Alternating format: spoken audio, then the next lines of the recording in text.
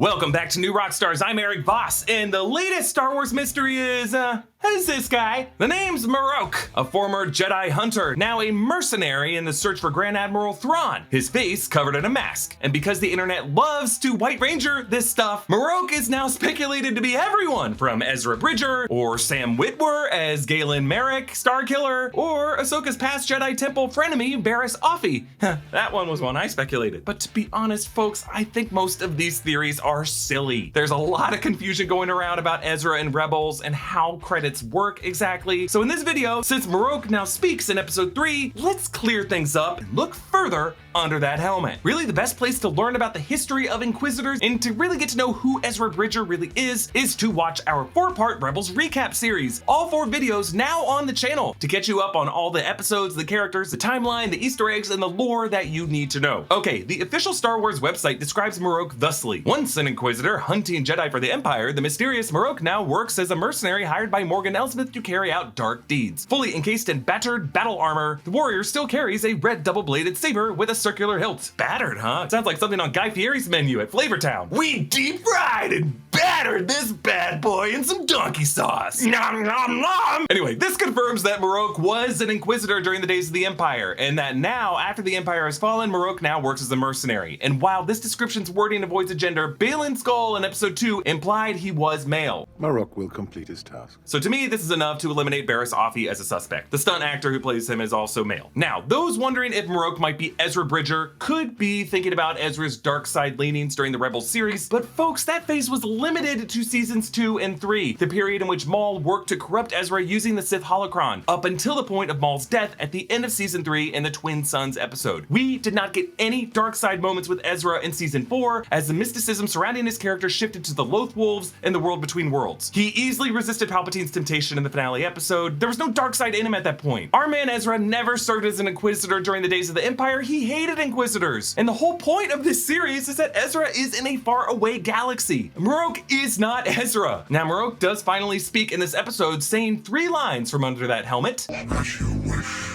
She's on the way. Nothing. Now, in past episodes, when MARROK gave only a physical performance, the character received no acting credit in the closing credits, but for episodes 1 and 2, MARROK's stunt work was credited to stunt performer Paul Darnell. And now, in episode 3, among the main billing of the actors in the episode, the speaking roles, the character is now credited entirely to Paul Darnell. This change happened on the episode the character began talking. Now, last week, people began noticing among the additional voices section at the very end of the credits in the sound department listings for episodes 1 and 2 and now 3, Sam Witwer's name is listed there. Sam Witwer, of course, the beloved figure in Star Wars fandom as the voice of Maul in Clone Wars and Rebels, but before that, he provided the voice and likeness for Galen Marek, aka Starkiller, in the 2008 game Star Wars The Force Unleashed in its 2010 sequel. Galen Marek is Darth Vader's secret apprentice, categorized technically as a Legends character, but you know what? Who knows? With the way Dave Filoni loves to reconfirm Legends categorized details as canon. So could MARROK be Galen Marek with his similar sounding last name?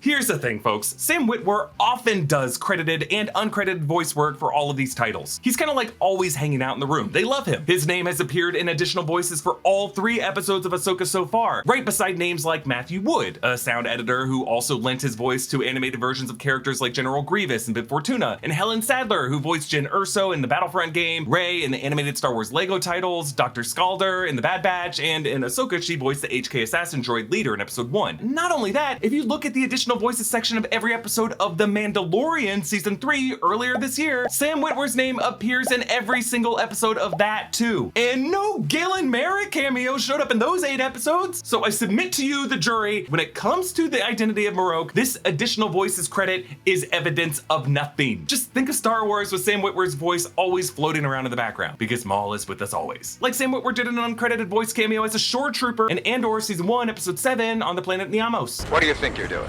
You look like you're sweating. Pier 9, runners heading south. Rest gears.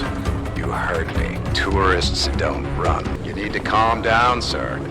Droid assistance, please. Hang on to this one for me. So we can compare that voice to what we hear from MARROK in Ahsoka episode 3. As you wish. She's on the way. Nothing. Yeah, kind of sounds like Witwer has a higher pitched baritone to his voice. Clearly, MARROK's voice has been pitched down, and I guess you could say it kind of sounds like Witwer, but you know what? Witwer's so talented and so versatile that every male voice through a mask is gonna sound like him, especially if you go into this expecting that to be Witwer's voice. It's called confirmation bias, folks. Now, the best way to get into the Star Wars spirit for Ahsoka is to pick up a tee from our new World Series line. We have imagined a softball league from a galaxy far, far away with teams like Kashyyyk, Kessel, and beyond. The designs come in 3/4 baseball shirts, the wide stripe sleeve football tees, and in just regular tees. Embrace the light and the dark side of the nerd jock spectrum at the same time. And if you're looking to soak up Ahsoka, you can grab the Fulcrum, Balance, or Galactic Graffiti tees for your next watch party. And if you think Nerd Riot isn't working on a really cool line of designs for Loki Season 2, you've probably been eating too much of that toxic green pie from the TVA break room. Join the riot over at nerdriot.shop. Really, I think the biggest evidence against MARROK being Starkiller is MARROK's power set. Starkiller is a beast. He goes toe-to-toe with Vader. He holds his own against the Emperor. Ahsoka has defeated Inquisitors before, but against Vader, she would have lost had Ezra not pulled her through the portal into the world between worlds. Now, MARROK in episode 2 put up a strong fight. Paul Darnell's stunt work, incredible. But these were not Starkiller moves. So as with Ezra, if MARROK were revealed to be Starkiller, I think there'd be some temporary excitement at seeing Sam Witwer's face, but I just think it would ultimately be a version of Starkiller that fans don't really recognize. It would kind of just be Galen Marek and Sam Witwer's face and voice only. So let's look back at the evidence that matters. MARROK was an Inquisitor. All of the Inquisitors we know of were Jedi during the time of the Purge, and they were captured by the Empire and turned into Jedi hunters. And Vader despised them. He killed several of them. And by the time of the Battle of Yavin in A New Hope, that's 0 BBY, Vader was believed to be the only practitioner alive of what was called the Ancient Religion by Imperial leadership in A New Hope. So the fact that MARROK survived is very unusual. He would have had to have gone unseen by Vader, good luck with that, or protected by the Emperor. So I think the real truth about MARROK lies in his name and his helmet. It's not that MARROK sounds like Marek. The name in this spelling actually comes from Arthurian legend. Sir Marrok was the bodyguard of King Arthur. Marrok's wife, working for the witch Morgan Le Fay, turns him into a wolf or a werewolf and binds that spell to a talisman. And yes, we should acknowledge this is another instance of wolf imagery on this series, as Dave Filoni is obsessed with wolves and loath wolves, Skull and Hati being references to the Norse mythology wolves who chase the sun and the moon, and Dave Filoni's X-Wing pilot is named Trapper Wolf. Really, I think MARROK's helmet isn't a nod to the Eighth Brother, the Inquisitor who died, but rather a medieval-style helmet, like an Arthurian knight. And you may have noticed the red lights on the side of his helmet and the angled bulge in the back whenever he turns his head. The light would line up with the red light on the temples of the AJ-6 cyborg construct, like the one worn by Lobot in The Empire Strikes Back. So I just wonder if MARROK might have been an Inquisitor controlled with a cyborg attachment, or perhaps, if we're sticking with the wolf theme here, a Shistavanian, the wolf-like species that was originally in the Cantina Bar in A New Hope. MARROK could be a former Jedi, a Shistavanian who survived Order 66, turned Inquisitor, assigned a bodyguard, Palpatine, or one of Palpatine's clone Strandcasts, one of whom became Rey's father, remember that? And that MARROK, in the aftermath of Palpatine's death, was lost and looking for a new mission, and here he is now. I'll admit, it's not as sexy of a theory as Ezra or Galen Marek, Sam Witwer, but I think it's more satisfying to just let MARROK have a new backstory than to potentially ruin another character by putting them under the mask. So who is MARROK? I think he's just MARROK, people. And I know the fandom wants a Mephisto for this series, but while Mephisto made WandaVision more fun for some of us, MARROK is more like the aerospace engineer madness, where we were definitely barking up trees for no reason, because I think people saw what New Rockstars was doing with Mephisto and learned all the wrong lessons from that experience. So stop asking who MARROK is, and instead just ask who built the star map, because I think that answer is going to be far more interesting. And to that end, please watch our video translating all the runes in the star map in the episode's closing credits, because it's just going to be extremely valuable for all of us. And please support us with an Ahsoka-inspired Fulcrum shirt at nerdriot.shop. Subscribe to the Break Room for our WookieLeaks after shows and to the Deep Dive. You can follow me at EA Voss. Thanks for watching. I'll see you next time. Bye.